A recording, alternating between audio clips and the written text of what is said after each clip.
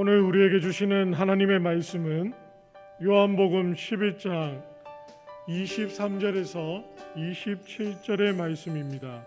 신약성경 165면입니다. 예수께서 이르시되 내 오라비가 다시 살아나리라. 마르다가 이르되 마지막 날 부활 때에는 다시 살아날 줄을 내가 아나이다. 예수께서 이르시되 나는 부활이요 생명이니 나를 믿는 자는 죽어도 살겠고 무릇 살아서 나를 믿는 자는 영원히 죽지 아니하리니 이것을 내가 믿느냐.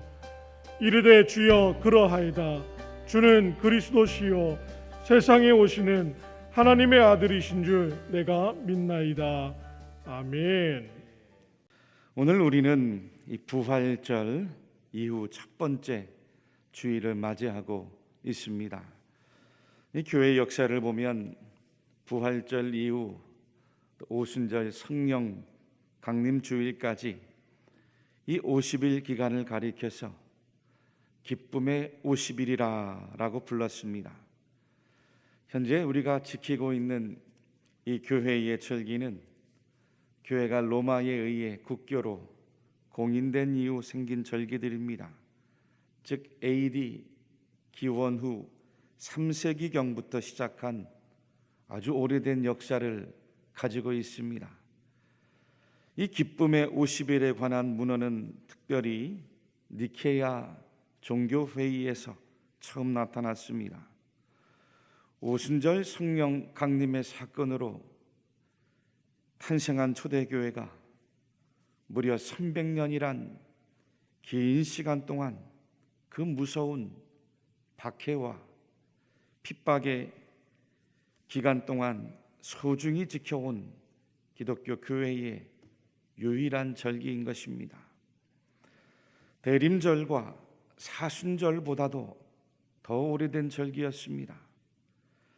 초대교회 성도들은 부활주일부터 성령 강림주일까지 이 50일 기간 동안 완전한 기쁨과 승리의 감동을 누리며 살아왔기 때문이죠. 여러분 한번 생각해 보십시오.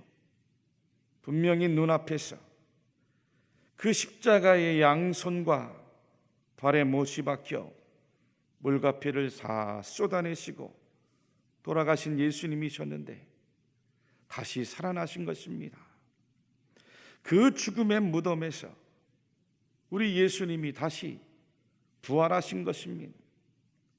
여러분, 예수님이 부활하셨다니요, 얼마나 감격했겠습니까?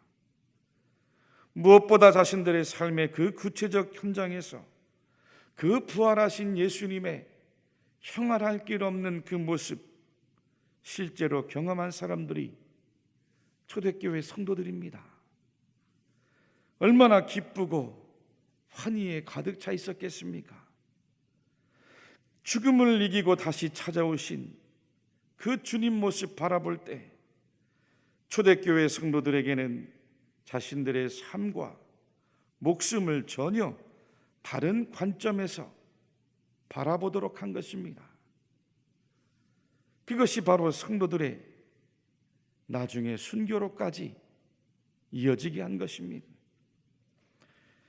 니케아 종교회의는 기쁨의 50일 동안 두 가지의 금지령을 내렸답니다. 하나는 금식 기도였고 또 하나는 무릎을 꿇지 말라는 명령이었습니다. 무슨 뜻인가요? 슬픔 금지죠. 왜요? 그 기간 동안에는 예수 그리스도의 다시 사신 그 부활의 기쁜 소식, 그 부활의 놀라운 소식을 이웃들에게 전하도록 한 것입니다. 할렐루야, 할렐루야. 그렇습니다, 여러분. 이처럼 우리가 믿는 기독교 신앙이란 부활의 기쁨, 부활의 생명, 부활의 능력, 부활의 소망, 예수 그리스도의 부활의 복음 위에 세워진 교회요 성도임을 믿으시기 바랍니다. 아무리 코로나19 바이러스보다 더한 어렵고 절망적인 상황과 순간이 닥쳐온다 할지라도 여러분들은 세상 사람들처럼 슬픔이 있고 탄식하는 사람들이 아닙니다. 환희가 넘치고 언제나 기쁨이 넘치는 성도들입니다. 예수님 부활에 생명이 있는 성도들이기 때문인 것입니다. 오늘 읽은 성경도 예수님 공생의 시간 동안 가장 드라마틱한 사건이었습니다. 우리 주님께서 베다니에 사랑하는 나사로를 죽음에서 다시 살려내신 사건입니다. 예수님이 장사된 지 나흘이나 지나 그 썩은 냄새가 나는 무덤 앞에서 큰 소리로 나사로야, 나사로야, 나오라 부르시니 말씀하셨습니다. 마치 친구를 부르듯이 죽어 무덤 안에 갇혀 있는 그 나사로를 불러내신 것입니다. 그러자 놀랍게도 무덤 속에 갇혀 죽어있던 그 나사로가 얼굴과 손발을 천으로 둘러 감은 채 걸어 나오는 거예요. 슬픔과 절망에 빠져있던 마르다와 마리아, 그리고 그것에 모인 모든 이들에게 죽은 사람이 다시 살아나는 역사가 마지막 날 부활 때가 아니라 바로 오늘이 부활과 생명의 때임을 우리 예수님께서 분명하게 말씀해 주신 사건인 것입니다. 여러분, 특히 예수님은 나사로가 병들었다는 소식을 듣고도 마치 나사로가 죽도록 내버려 두신 것처럼 천천히 베다니로 가는 시간을 뒤로 미루셨습니다. 오늘 6절과 7절 말씀을 같이 한번 읽어보겠습니다. 함께 말씀을 읽습니다. 나사로가 병들었다 함을 들으시고 그 계시던 곳에 이틀을 더 유하시고 그 후에 제자들에게 이르시되 유대로 다시 가자 하시니 아멘. 여러분, 우리 주님이 나사로가 병들었다는 이야기를 들으시고도 이틀이나 더 걸음을 미루셨다는 거예요. 원래 이 나사로와 그의 동생 마르다와 마리아는 평상시에도 예수님께서 다른 사람들보다 더 특별하게 지극히 사랑한 남매 가정이었습니다. 그럼에도 예수님은 나사로가 죽었다는 소식을 듣고 나서 그 가정을 향하여 발걸음을 옮기고 계십니다.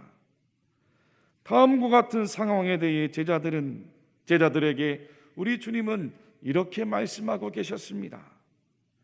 요한복음 11장 15절에 내가 거기 있지 아니한 것을 너희를 위하여 기뻐하노니 이는 너희로 믿게 하려 함이라. 그러나 그에게로 가자 하시니 아멘. 내가 거기 있지 아니한 것 너희를 위하여 기뻐하노니 이는 너희로 믿게 하려 함이라. 여러분, 주님께서 이는 너희로 믿게 하려 합니다 말씀하셨는데 무엇을 믿게 하려 하심이었습니까? 첫째는 나사로를 죽음에서 불러일으키신 것처럼 예수님도 죽음을 이기고 다시 돌아올 것을 믿게 하려 하심이었습니다. 이 말씀은 예수님 스스로가 부활이요, 예수님 스스로가 생명임을 제자들에게 보여주시고자 함이었습니다. 이 사건은 나중에 있을 예수님 부활 사건에 대한 하나의 예표였습니다.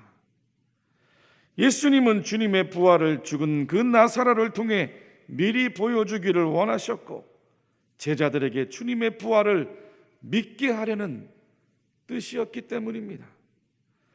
여러분, 예수님이 다시 살아나실 것, 구약 성경에도 이미 여러 시인들과 선지자들을 통해 예언하여 주셨습니다. 시편 16편에 보면 이러므로 내 마음이 기쁘고 내 영광도 즐거워하며 내 육체도 완전히 거하리니 이는 내 영혼을 음부에 버리지 아니하시며 주의 거룩한 자로 썩지 않게 하실 것임이니라. 아멘. 그는 강포를 행하지 아니하였고 그의 입에 거짓이 없었나니 그의 무덤이 악인들과 함께 있었으며 그가 죽은 후에 부자와 함께 있었도다. 여호와께서 이틀 후에 우리를 살리시며 셋째 날에 우리를 일으키시리니 우리가 그의 앞에서 살리라. 아멘. 예수님은 제자들에게도 직접 자신이 십자가의 고난을 당하고 3일 만에 다시 살아나야 할 것을 말씀해 주셨습니다. 마가복음 9장 31절 말씀입니다. 이는 제자들을 가르치시며 또 인자가 사람들의 손에 넘겨져 죽임을 당하고 죽은 지 3일 안에 살아나리라는 것을 말씀하셨기 때문이더라. 마태복음 26장에는 그때에 예수께서 제자들에게 이르시되 오늘 밤에 너희가 다 나를 버리리라. 기록된 바 내가 목자를 치리니 양의 떼가 흩어지리라 하였느니라. 그러나 내가 살아난 후에 너희보다 먼저 갈릴리로 가리라. 아멘. 무슨 뜻입니까? 예수님의 죽음도 예수님의 부활도 예수님의 승천도 예수님께서 부활의 영이신 성령으로 다시 오셔서 우리 안에 살아가실 것을 성경에는 이미 다 예언한 말씀이라는 거예요. 이와 같은 부활의 예언을 나자로를 통하여 하나의 예표된 사건으로 보여주시기 위해서 예수님은 이틀이나 지체하였던 것입니다. 성도 여러분, 오늘날도 이런 예표가 없다고 우리는 단언할 수 없습니다.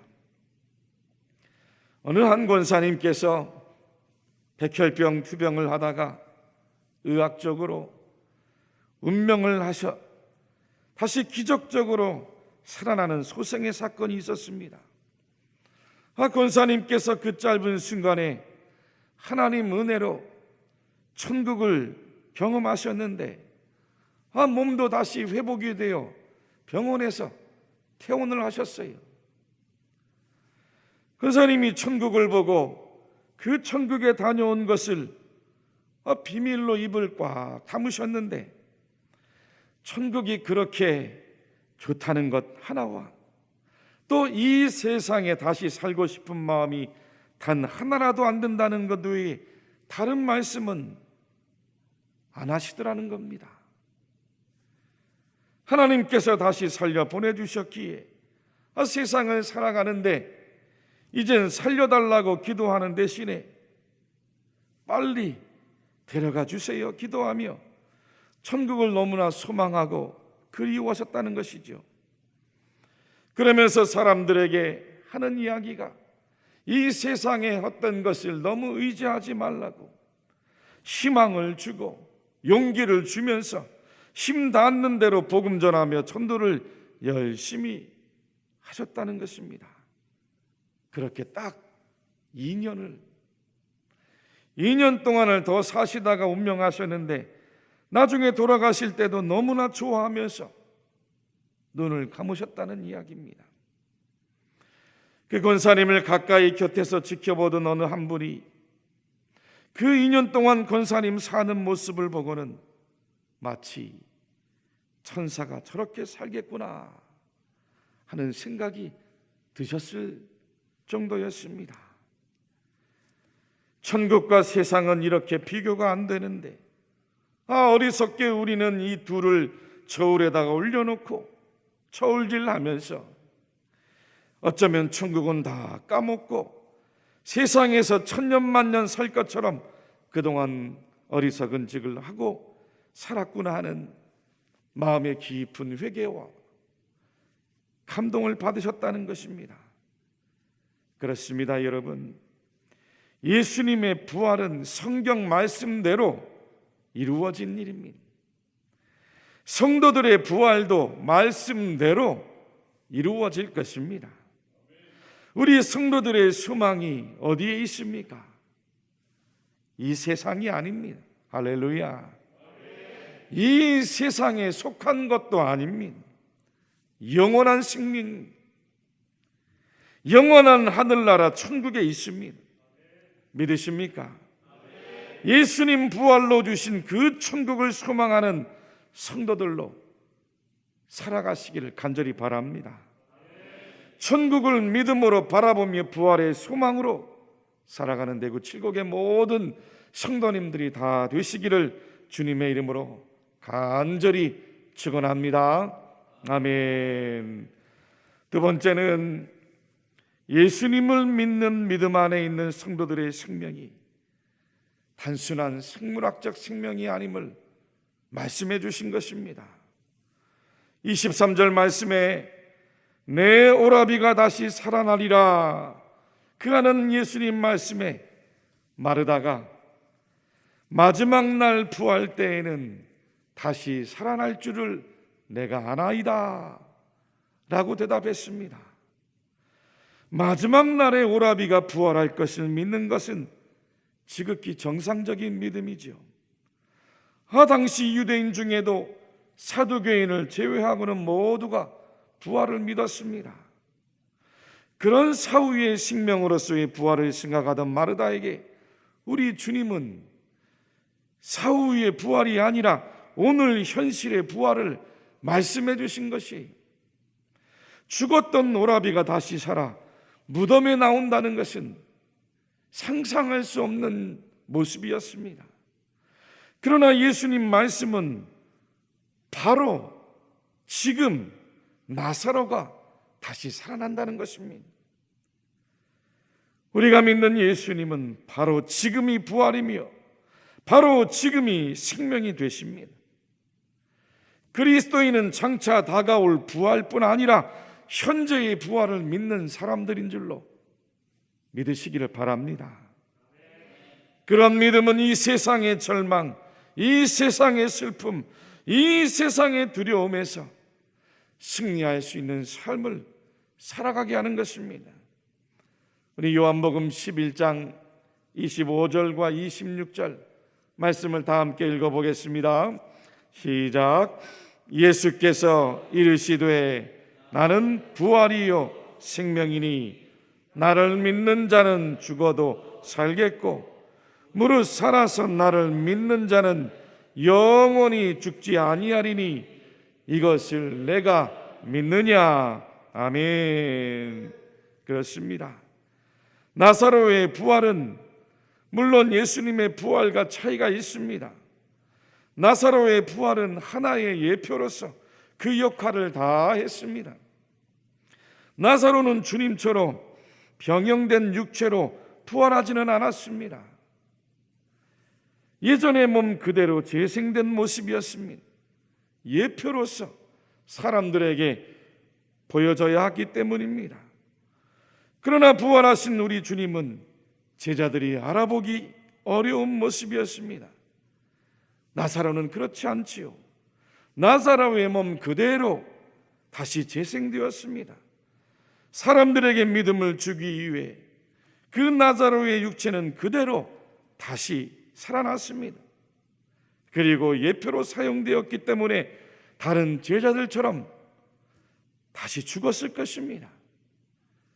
결국 나사로의 부활은 성도들인 우리가 오늘을 지금 어떻게 살아가야 하는가 주님께서 보여주신 하나의 예표적 신앙 사건인 것입니다.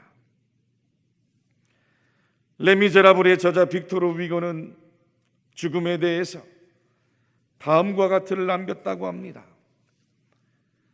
무덤으로 내려갈 때 나는 다른 사람과 마찬가지로 내가 낮 동안에 할 일을 다 끝냈다고 말할 수 있다.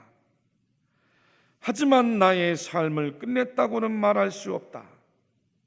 또 다른 일이 다음 날 아침에 시작될 것이기 때문이다. 무덤은 막다른 골목이 아니다. 그것은 하나의 통로이다. 그것은 새벽을 함께 열기 위해서 석양과 더불어 닫힌다. 사랑하는 교우 여러분들이여, 죽음은 삶의 끝이 아니라 다른 날의 시작이라는 이 말이 의미심장하게 우리에게 다가와야 합니다.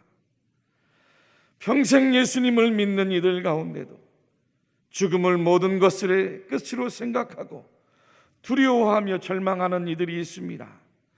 현실을 회피하는 것으로 생각하는 일들도 많습니다. 여러분, 세상 사람들은 죽으면 끝이다, 거기 뭐가 있느냐, 이렇게 생각하는 일도 많을 겁니다. 이 말에는 오늘의 현실에 대한 깊은 좌절과 절망, 죽음으로 고단한 삶을 회피하려는 포기의 심정도 담겨 있는 것이지요. 그저 현실에서 먹고 노는데 가치를 두고 마는 것입니다. 그러나 우리 성도들은 예수님에게 부활과 생명의 약속을 받고 살아가는 사람들인 줄로 믿으시기를 바랍니다. 윌리엄 바클레이 목사님이 말한 것처럼 우리 성도들은 해가 지는 쪽을 향하여 여행하는 것이 아니라 해가 뜨는 쪽을 향하여 여행하는 자들입니다. 20세기를 대표하는 세계적인 영성학자 헨리 우엔이 그의 책 영혼의 양식에서 이렇게 이야기했습니다. 죽음은 우리가 점점 더 작아져서 인생의 수평선 너머로 마침내 사라져가는 것을 말한다. 우리는 배가 항구를 떠나 수평선을 항해하는 것을 본다. 그 배는 점점 더 작아져서 우리가 그 모습을 볼 수 없게 된다. 그러나 우리는 또한 어떤 사람이 수평선 넘어 멀리 저편의 해변에 서서 바로 그 배가 점점 더 크게 모습을 보이면서 드디어 새 항구에 도착하는 광경을 보고 있다는 것을 믿어야 한다. 할렐루야, 할렐루야. 사랑하는 대구 칠곡의 성도 여러분, 그렇습니다. 저와 여러분들, 우리를 기다리고 있는 바로 그분, 예수님이 주신 천국의 비밀, 그 천국의 항구를 가슴에 품고 오늘을 기다리며 살아가는 사람들인 줄로 믿습니다. 우리의 삶이 아무리 힘들고, 우리 삶이 아무리 고단하고, 우리 삶이 아무리 어려워도 그래서 우리는 소망이 있는 줄로 믿습니다. 예수님이 주신 그 부활의 생명이 여러분들의 아픔과 실패와 상처와 모든 고통 가운데도 이 죽은 나사로와 같이 다시 다 새롭게 살아나는 역사가 여러분들의 삶 가운데 임하시기를 주님의 이름으로 간절히 축원합니다.